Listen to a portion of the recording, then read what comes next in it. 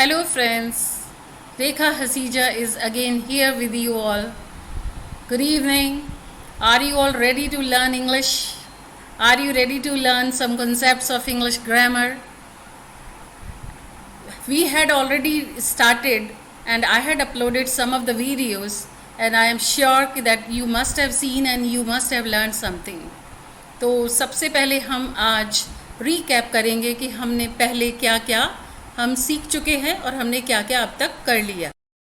So with this recap we will see कि what we have already done. Tenses हमने start किया था. Tenses they tell us about time and action. Action जो हमें verb के through पता चलता है. इसमें हमने प्रेजेंट स्टार्ट किया था. प्रेजेंट के चारों हमने पार्ट्स कर लिए थे. Past already we have done. Simple past, past continuous, past perfect and past perfect continuous. Now 4 parts of future are left. So we will begin today with future tense and all 4 parts we will do today, and I will begin with this first one, simple future or future indefinite. But before starting our simple future and other forms of future tense, we have to look at 3 forms of verbs. They are very important. Whether if you frame sentences, if you will do active passive, direct indirect, so these forms are always required. Browse the net, start learning them, start using them. They all are very important and huge lists are available on net. So start browsing and start learning these words as they are very important for you. सबसे पहले आज हम देखेंगे simple future and it is also known as future indefinite. अब ये देखेंगे कि ये simple future जो है वो कौन से actions के लिए यूज़ होता है. जब तक हम यूसेज नहीं जानेंगे तो हम किसी टेंस को यूज़ नहीं कर सकते. ये बहुत ही सिंपल है. सिंपल फ्यूचर उन एक्शंस के लिए यूज़ होता है जो फ्यूचर में होने वाले हैं.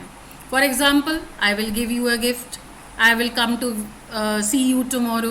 तो आगे जो होने वाले एक्शंस हैं उनके लिए सिंपल फ्यूचर यूज़ होता है.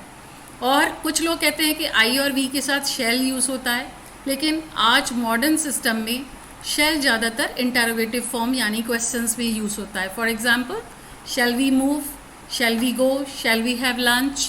तो इस तरीके से यूज़ होता है शैल का यूज़. हिंदी अगर इसकी देखेंगे तो देगा, आएगा, जाऊंगा, खाऊंगा, इस तरीके से यूज़ होता है.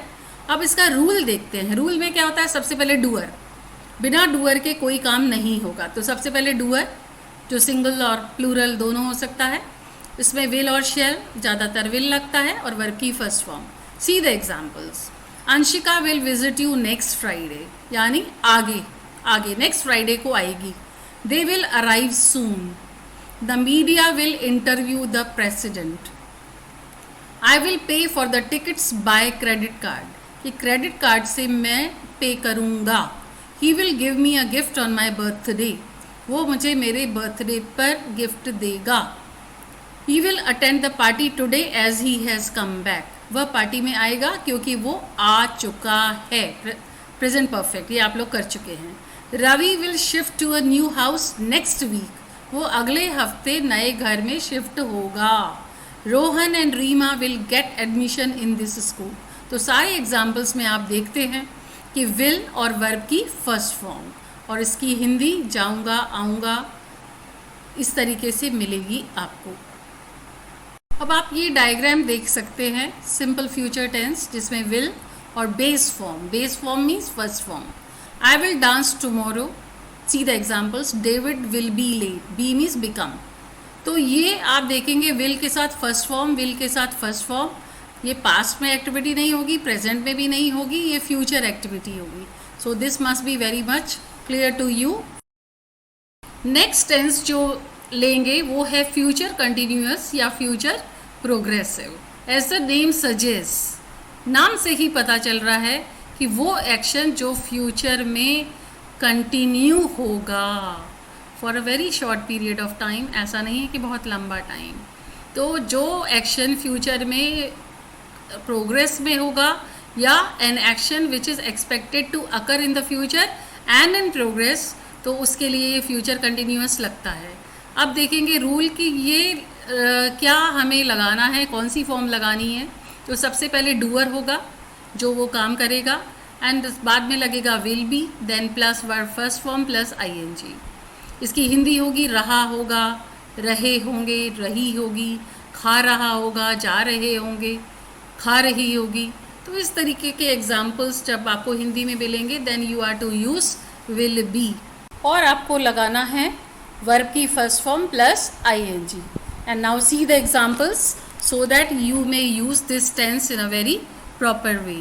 First example, this time tomorrow as we will be flying to Los Angeles. कि कल हम लॉस एंजलिस जा रहे होंगे। You will be making cake with me at 6 tomorrow. कि कल तुम मेरे साथ केक बना रही होगी। I will be playing tennis from 7 to 9. अब टाइम नहीं दिया लेकिन अंडरस्टूड है कि कल तुम मेरे साथ 7 से 9 बजे तक खेलोगी, या कल नहीं तो रात को, या ऐसा भी कुछ। They will be making preparations for the exams, कि वो आजकल एग्ज़ाम्स की प्रिपरेशंस कर रहे होंगे। It means the action is expected. He will be arriving here tomorrow, वो कल आ रहा होगा।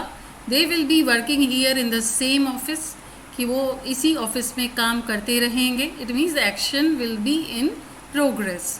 आई will B washing my clothes tomorrow evening, कि कल मैं शाम को कपड़े धो रही होंगी।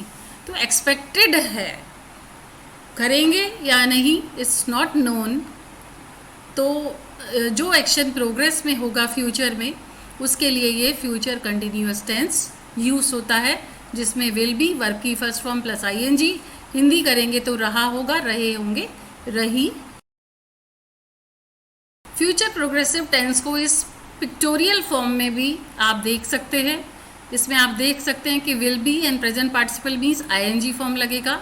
Examples, I will be fishing tomorrow, Lan will be singing later, यानी ये फ्यूचर में जो एक्टिविटी हो रही होगी, ongoing activity in the future. तो आज हमने 2 टेंसेस सीखे, simple future and future continuous, और 2 टेंसेस रह गए हैं। And I will make 1 more video and upload very soon. So बच्चों, अगर आपको ये वीडियो पसंद आई हो तो you will like this, you will subscribe my channel and you will share with others, you will share with other students, you will share with other children. आप लोग सीखेंगे, औरों को सिखाएंगे, ज्ञान बांटने से बढ़ता है। तो with this wish you all the best, meet you soon. Thank you.